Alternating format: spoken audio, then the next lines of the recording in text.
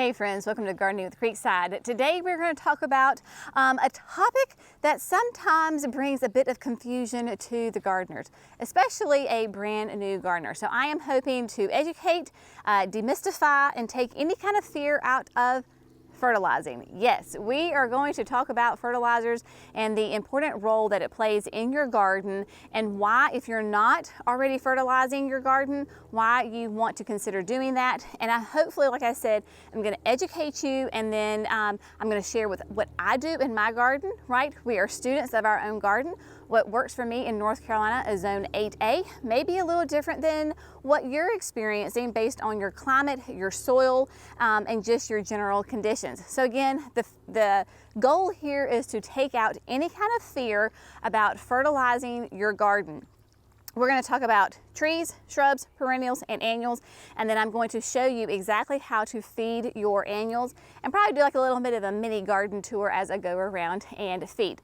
Of course, we are Creekside Nursery here in Dallas, North Carolina. We are a Zone 8A, and we are in the Piedmont of North Carolina, which means that we're between the mountains of North Carolina and kind of the sandy coastal plains and the ocean. So we're right here in the middle. We have very typical southern weather. Like right now, today is the first day in several days where it has not rained. We're going to talk about why we're going to fertilize today on a sunny day. And so we have the heat, we have the humidity, and we have a very thick clay soil. So let's talk about fertilizer. Right? Food equals flowers. That is what I have said for years and years and years. And it really is important. Depending on your soil, you may need to add a good bit of nutrition to that soil. Or if you have really organic soil, maybe you only have to do this occasionally. But food is important for plants, right? Just like for humans. If we don't have a good diet, then we cannot grow, bloom, and thrive in life. The exact same is true for our plants.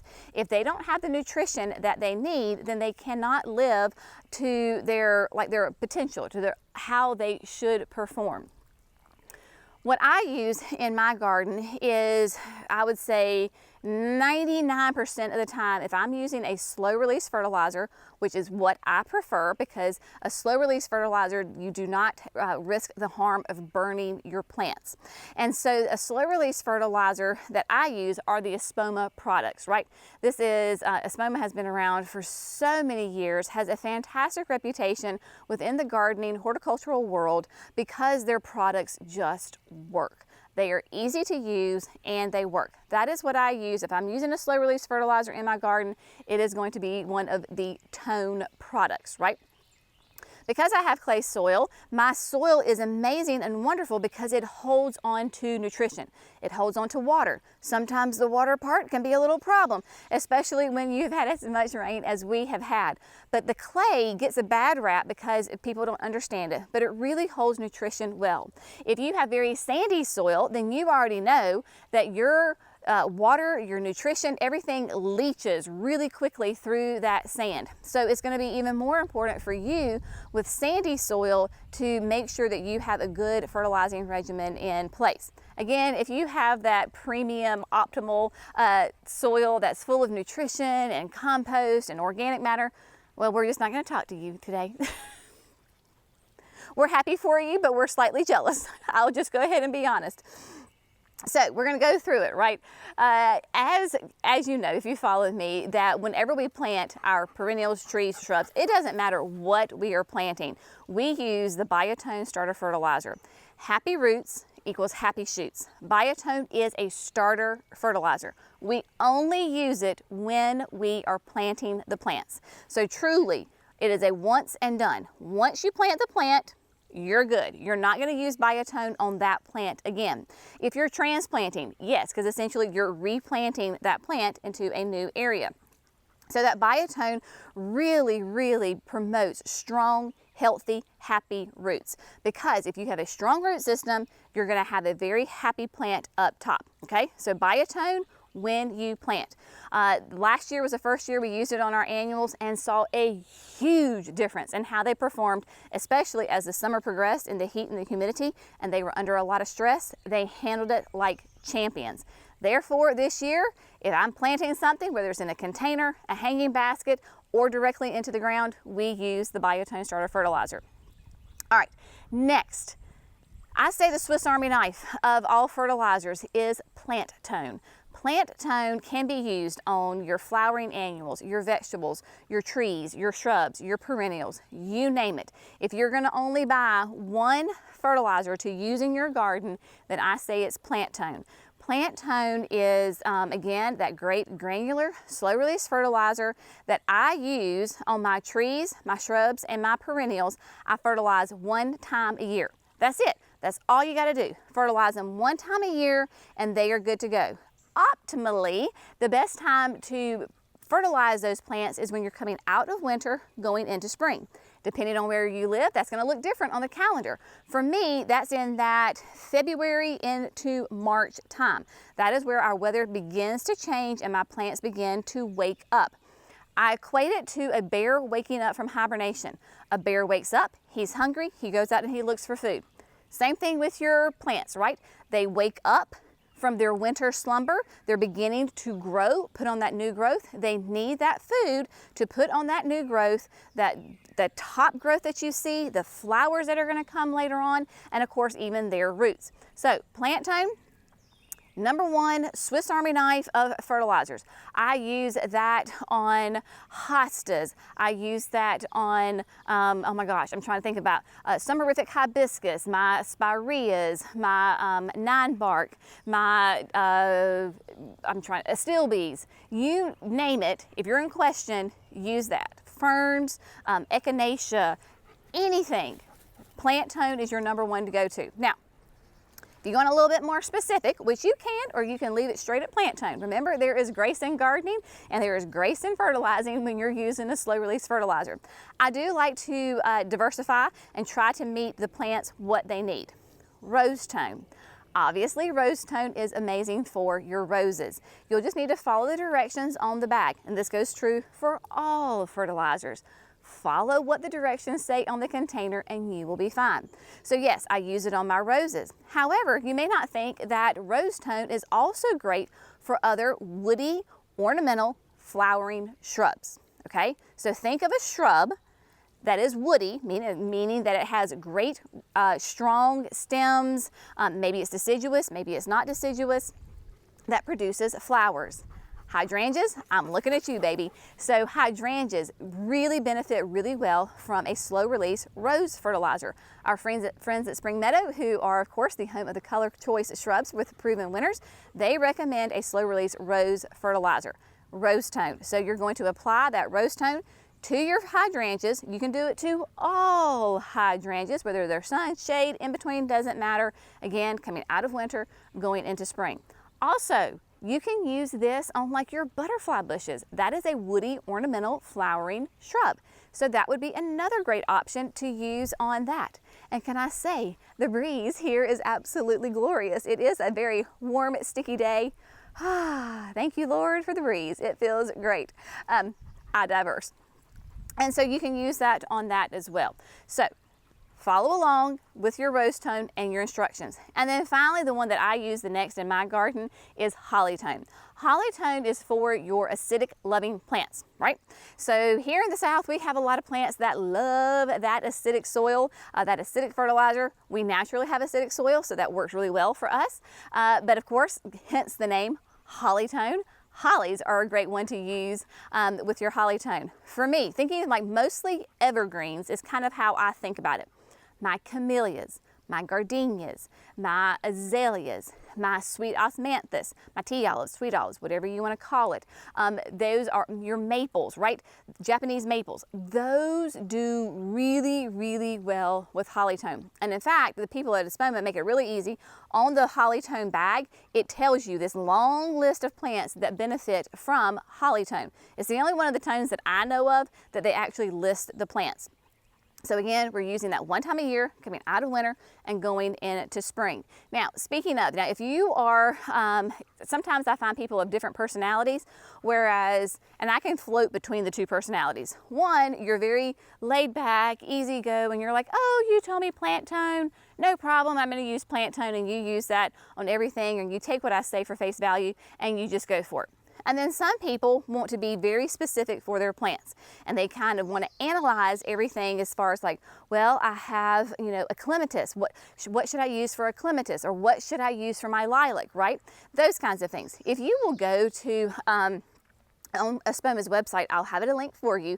It's a plant food finder. And so you can go there and look by the common name. You can look up lilac. You can look up dahlia. You can look up rose, hydrangea, spirea, whatever the plant is, you can look it up and it will tell you what the recommended fertilizer is. So it makes it really, really easy. When you're fertilizing, just a couple of things that I have found to be helpful. One, gloves, right? You need to wear some gloves because yes, it is, an all natural organic fertilizer, blah, blah, blah, blah, blah. We still want to be safe people, so put your gloves on, right? So we want to stay nice and clean, because if you're like me, you'll have your hands and you've been grabbing the fertilizer and then you rub your face. We just want to be safe and make sure that we keep our bodies nice and clean and healthy. So wear some gloves. Next, how are you gonna get the fertilizer out? Because they come in these lovely bags. I have found the best. This is just a simple little hard Tupperware container. It is a 2-cup container, and I like this better than say like a solo cup because it's nice and rigid. When you're trying to scoop down in there, this works really, really well. Maybe you have like an old tomato can, right? Like those aluminum cans we buy our canned vegetables in. That would work well too. Just something nice and rigid that you can scoop up and sprinkle out. Also, if you know the measurement, how big that, the capacity is of that, then that will certainly help you because the bags will tell you for a plant this size, you need to use 1 1/4 cups or you need to use 2 cups, what have you. So this kind of helps gauge exactly what that measurement is. Now, so I think we have covered your perennials, your trees, and your shrubs, right? Those nice slow release fertilizers you use one time a year, and essentially that is all you need. Now, annuals are a different story. They tend to be a little bit more high maintenance, and they tend to be a little bit more divish in their needs in the garden. So what we're gonna do, we're gonna pop on up to the deck where we have the deck boxes filled with gorgeous annuals, and I'm gonna show you exactly how you fertilize your annuals and why you need to do it, and signs that you need to fertilize those annuals. Here we are up on the deck, and behind me I have the newly planted deck boxes. I believe this was probably like 2 weeks ago that I planted them. Doing great. In the back you can see the annuals that are in the landscape. So let's talk about annuals and how you fertilize them, why you want to fertilize them, and some signs that you're going to need to fertilize them. First of all, annuals require much, they're the highest category of plants that are going to need fertilizer, right? Where your trees, your perennials, your shrubs, one time a year is great. Your annuals as a general group are going to be heavier feeders. Why are they heavier feeders? They are heavier feeders because they only live for one season. Their whole purpose in life is to give us beautiful flowers and or color for a short amount of time. Perennials, trees, and shrubs, their goal is long distance. I equate those perennials, trees, and shrubs to marathon runners. An annual is going to be more like a sprinter. Short amount of time, give everything you've got in that short amount of time.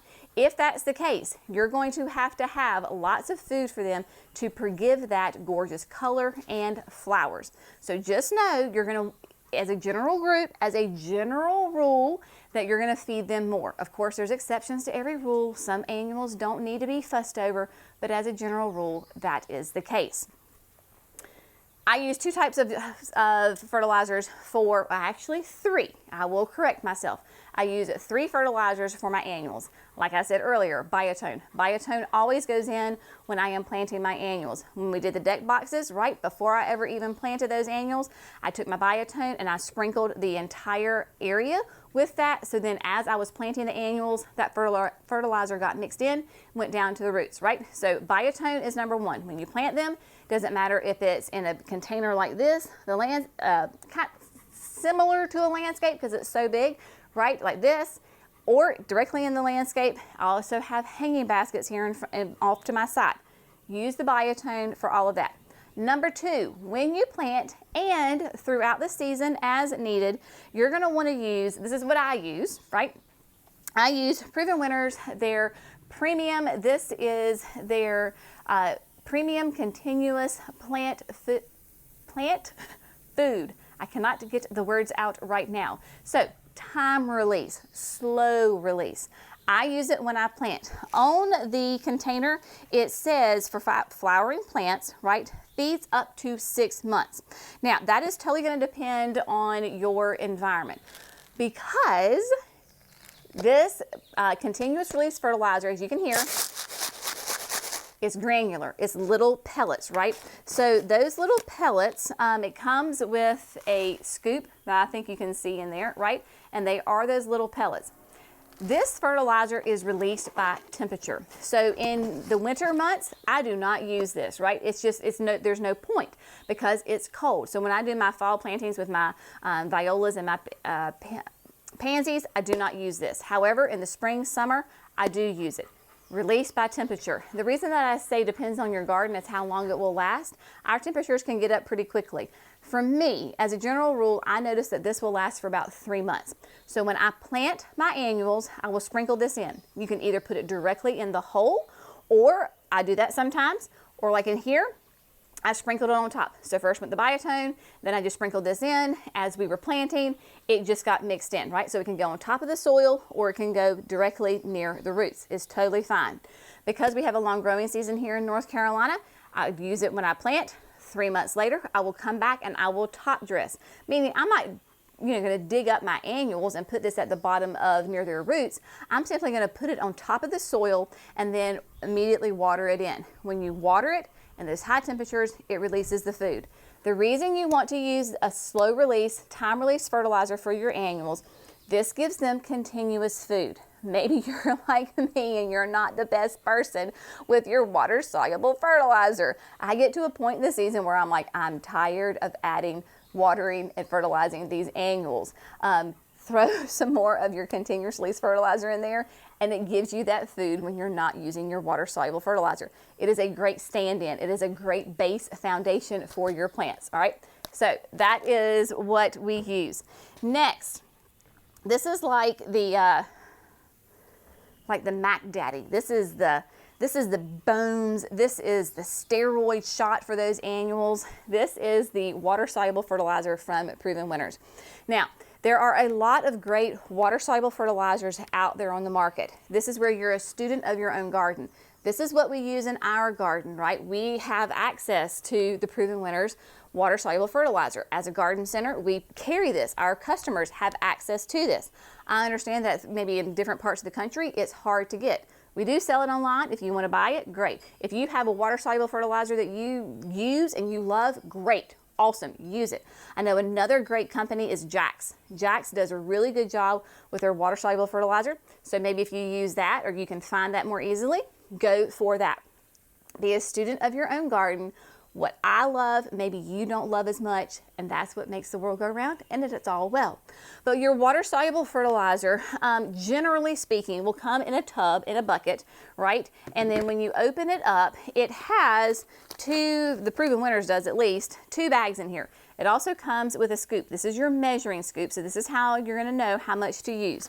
And then it comes in the individual little bags of the powder form of the fertilizer. Now, some people like to go ahead and open up their bags and just directly empty it into the tub and then keep the lid on it. I find it stays drier if I keep it in the bag. I mean, I obviously open the bag and then I scoop it out, but the fertilizer stays in the bag and then I close it up. For me, it gets a little too gunky if I, empty it all straight into the bucket. personal preference at all. So what you're going to do is your scoop, again, follow the directions on the container. You can use this for indoor plants. It tells you how to do that. For outdoor plants, you are going to use 1 scoop per gallon of water. So a lot of the watering cans are 2-gallon watering cans. So if it's 1 scoop per gallon and you have a 2-gallon watering can, you're going to use 2 scoops. That's right. 2 scoops in your watering can. Personally, I like to add the fertilizer first into a dry, an empty watering can, and then get the hose and fill up the watering can. The reason being is as that water's going in, it helps mix it up. You absolutely could, fill the watering can first, then add this, but you would need to zhuzh it, as I say, and get it all mixed in together. At that point, you're simply just going to water like you normally would.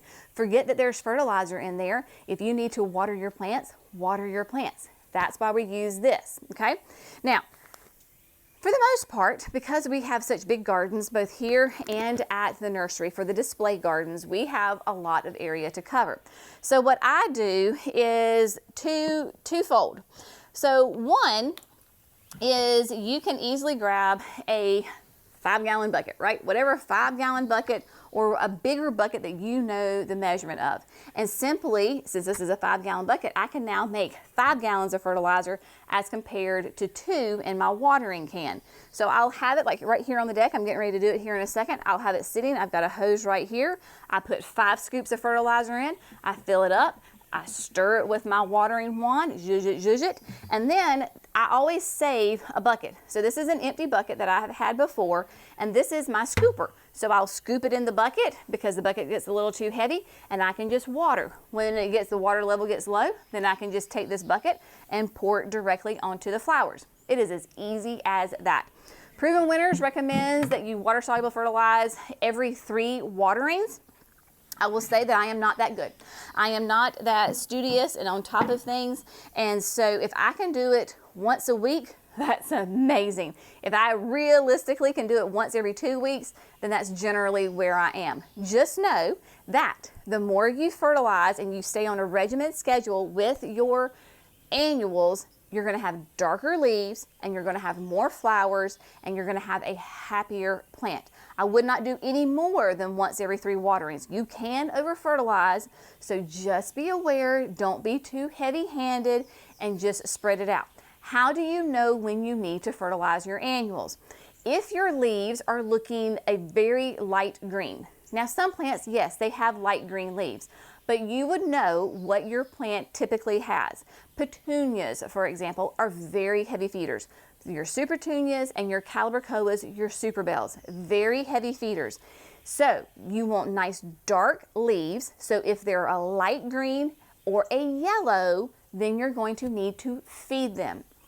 Maybe you have your foliage is looking okay, but you have very few flowers. It's very sporadic. You're getting sun, you have enough sun, you're getting 5 to 6 hours or more on those plants, but you're not getting the blooms. They need to be fed. They have to have the food in order to produce the flowers. Now, one of the main reasons that I'm coming to you today to talk about fertilizing is because if you followed us, you know that we have had massive amounts of rain within like the last 2 weeks, 14 to 17 days. Within the last 2 weeks, I would say we have had over 18 inches of rain. We had 7 inches of rain on one Saturday morning, followed by the 5 inches of rain that caused the flooding here at Creekside. We were followed up with it, like later the next day it was like 2 inches. Just this past week, we received another 6 inches over a couple of days. We are having loads and loads of rain. Today is the first sunny day. I need to feed these plants. The nutrients are starting to get leached out of the soil. I need to feed them. We have 3 days of sun, and then we're going back into rain for the next like 5 or 6 days. I can feed them now. I know it may seem counterintuitive that they're wet, they're soggy. Why are you going to add more water? I'm not watering, I'm fertilizing. I'm giving them food. 3 days of sun will allow them to soak up that food and get them through the next rainy period. When we get past all this next rain, I will feed them again because they've been watered more than 3 times throughout all the rain. So as a general rule, after you have a ton of rain, it is a perfect time to go ahead and water soluble fertilize your annuals, right? We're talking about annuals, heavy feeders, they need the food. So what I'm going to do is I am going to go ahead and demonstrate exactly how I, feed these plants right here. And then because we do have such massive amounts of gardens here, for me to fill up 5-gallon buckets of fertilizer to hit all of my gardens, it would take me days to do that. A couple of years ago, Jerry and I bought a 100-gallon water tank for the back of the tractor. He has already filled it up for me with some great fertilizer water. So I'm going to hop on the tractor and go around and fertilize all of the other annuals, both here at the house and at the signature garden at the nursery. So let's get to fertilizing.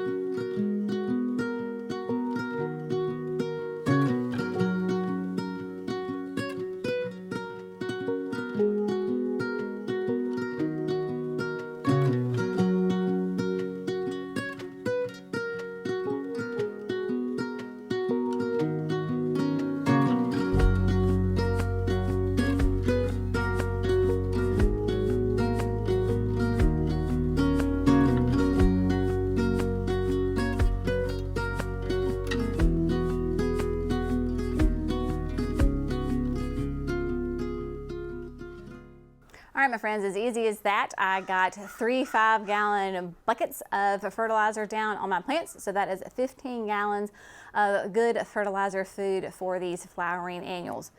They're going to be very happy in a very short amount of time. That is the great thing about that liquid soluble fertilizer.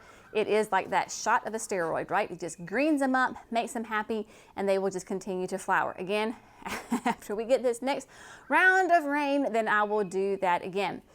Not a fertilizing issue, it is a critter issue that I noticed, so I just wanted to share it with you. As I was coming through and fertilizing these annuals, I noticed that I had a lot of slug damage. I don't really deal with a lot of snails. Of course, the difference between a snail and a slug is a snail has a built-in house and a slug does not. But I know that I have slugs because I've seen them and I see the damage. So the damage is especially noticeable on the petunias and the dahlias. They're eating the leaves, and so there's the dahlias, and there's holes, and then there's edges that are chewed. It's not the whole leaf is gone, it's just that there is wholly and missing like corners and edges. Same thing with the petunia flower, that they're wholly, and so they're sitting there eating those flowers. Very simple, very easy way to control those is with a snail and slug bait. We use here, this is the Sluggo Plus. It is still another granular. This is OMRI listed certified, meaning it is safe, organic. It is safe to use, on your vegetables, around your plants, your pets, everything. So you can use this. And it's very simple. You just go through and you shake, and because it has a little top where you can just shake it, or if you want to pour it, you can pour it. And you just sit there and just shake it down into the soil. It just sits on top of the soil and you just shake. So the idea is that the snails and the slugs are going to come and they're going to eat this, and basically it completely destroys their digestive system, and then they're done, shall we say. So if you can do this between rains, because you really need to do it after it rains as well. So this is the perfect time. I've got 3 days of dry. I just put it down one time. So if it's a dry and you're not getting rain or you're not getting overhead irrigation on it, then you don't have to do this very often at all, maybe every couple of weeks. Because this is wet, we've got 3 days of dry. It will take care of these babies like overnight. I've used this for years in my shade gardens with my hostas, and it is fantastic. I have found that the first year, of course, if you have them really bad, then prevention is always better. So before you start to see holes in your hostas, go ahead and use your snail and slug bait and then reapply every time that it rains. If you do that consistently for one whole growing season, the subsequent years make it even easier to do. I have very little issues in my shade gardens because of this. I also use this though in my full sun around my dahlias. It's because we've gotten so much rain, even though it's full sun, we still got lots of little snails and slugs in here hanging out. So I'm gonna go ahead and finish baiting the rest of this box, and then we're gonna grab the tractor. We're gonna go on a little mini garden tour because as I go and fertilize all the annuals, you're gonna see how all the gardens are doing. So without further ado, we're gonna get rid of some slugs and we're gonna fertilize the annuals.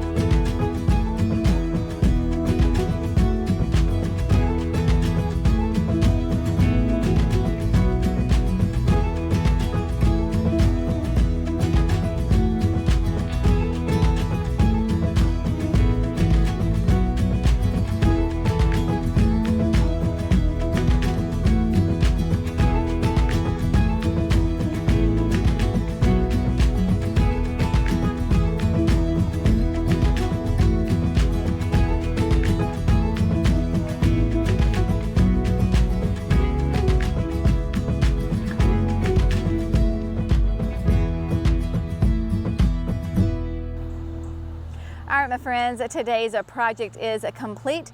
Everything has been fertilized and they are happy. It took a little longer than I thought simply because it takes a while to fill up a 100-gallon tank.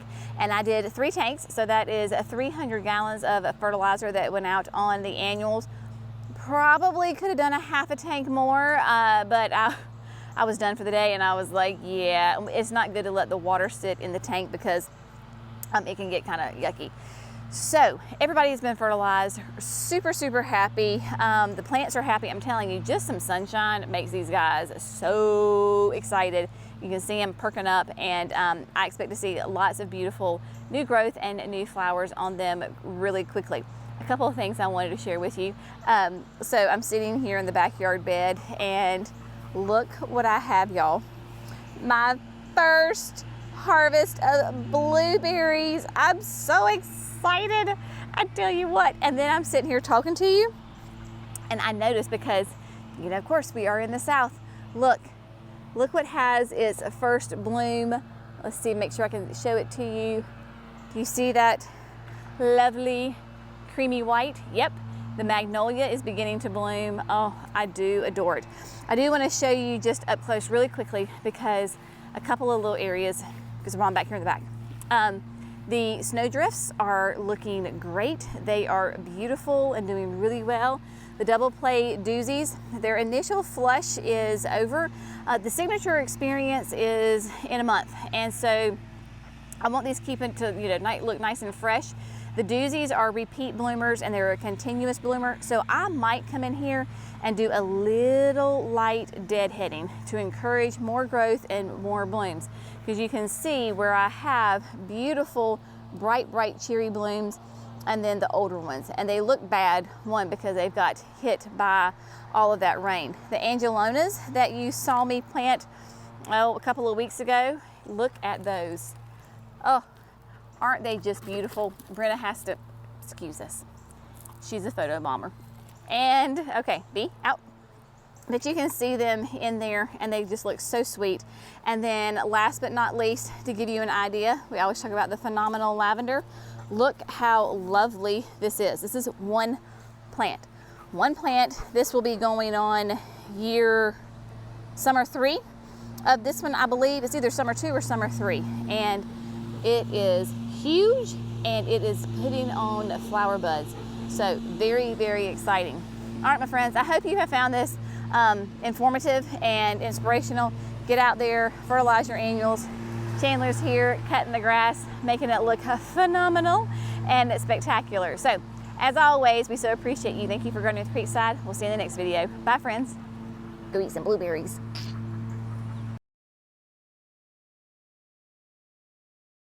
Sure. Because I'm going to fertilize and then I'm going to, you know, Megan went to go get, Brenna, what are you doing? There's no rabbits in there. This is what this is what she does. She thinks that because, get out. Because I shake, she thinks that there's, Brenda, there's nothing in there, baby. Go out there. They're out there.